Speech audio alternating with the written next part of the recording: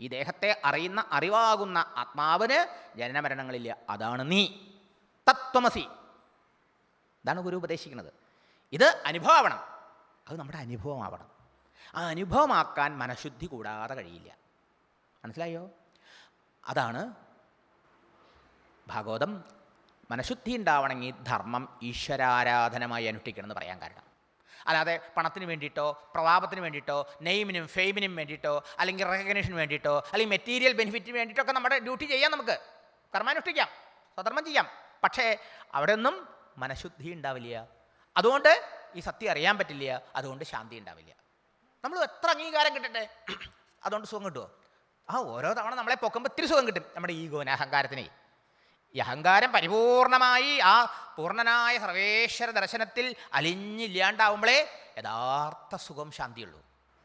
അപ്പം അഹങ്കാരലയേ സുപ്തവും ഭവേൽ ദേഹോപി അചേതനഃ എന്ന് ശാസ്ത്രം പറയാ. അഹങ്കാരം ലയിക്കുന്ന ഉറക്കത്തിൽ ഈ മരക്കഷ്ണം പോലെ ജഡവസ്തുവായി കിടക്കുക ഈ ശരീരം. ആ സമയത്താണ് എന്തൊരു സുഖ, ആനന്ദ.